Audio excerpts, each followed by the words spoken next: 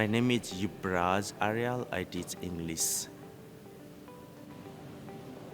Those who come from international, like from abroad, and those minority students, when they look at me, they immediately feel, oh, okay, so this is another me. So he's another me. So he's a model of success. It's like they identify themselves with me, and that natural belonging start working on the first day.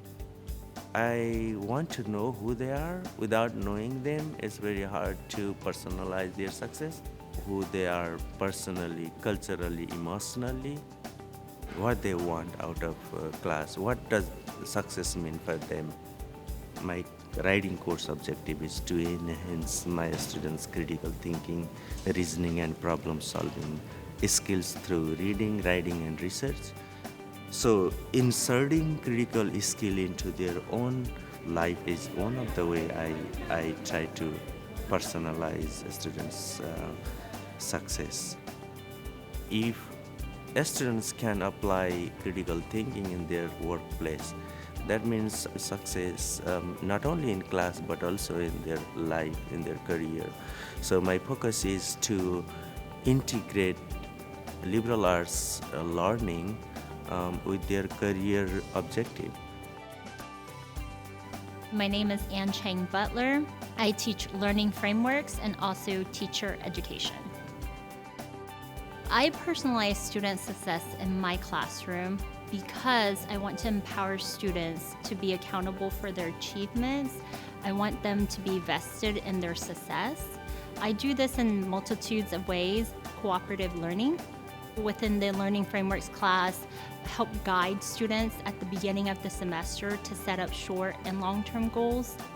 Everybody analyzes and interprets the content in a different way. And so I encourage students to work in a cooperative group and bounce ideas off of each other. I remember this one student, and he told me how he worked at one of the local grocery stores all night, and that my class was the first class that he came to. Because I was empathetic and I listened, he was able to share his story with me. And then I was able to incorporate his story within the content of the class. When we were talking about grit, I would say, he's got grit, I'm so amazed, he's such a hard worker.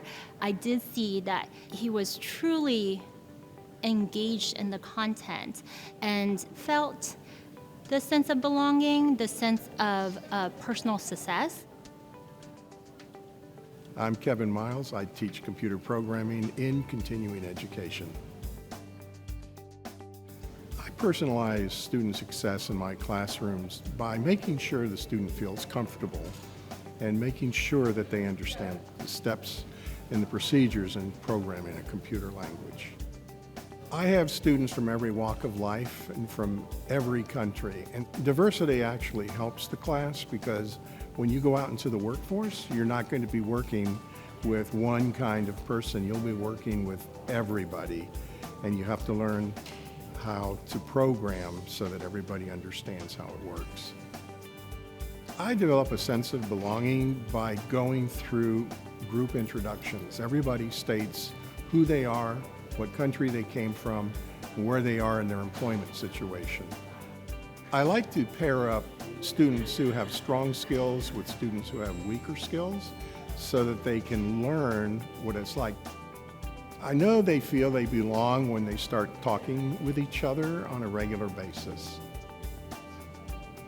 I'm Adam Perry, and I teach criminal justice. So generally what I do is, for the class, to give the class a sense of belonging, is we discuss a lot. I don't just lecture. Generally the class will fall on one or two sides of a topic. And so we'll get one side of the class to defend their side, and then the other side of the class to defend their side, and we'll try to meet in the middle. I'm very big about challenging theory. I'm very big about challenging each other in a way that is respectful and helpful. And we do that in a manner that helps the class cohese and come up with a single answer to something. When a student feels that he or she is in a safe and supportive environment, they're more likely to be engaged in the classroom conversation. They're more likely to speak out and without fear of rejection. I challenge my students to question everything. It's part of the critical thinking process. I want them to question why things happen. Just because it's done that way, is there a better way to do this? And with that, I challenge them to challenge me. One of the things that I'm not afraid to do is tell them that I don't know an answer, or that I'll have to look that up or get back with them on it. Or maybe we'll just even stop the class and we'll research or we'll evaluate it. It lessens that tension on them. One of the things that I believe is that teaches the student that it's okay to get something wrong. That only means that they got the answer wrong and that there's not something wrong with them. And then once we can move past that, then it opens up all kinds of avenues of learning.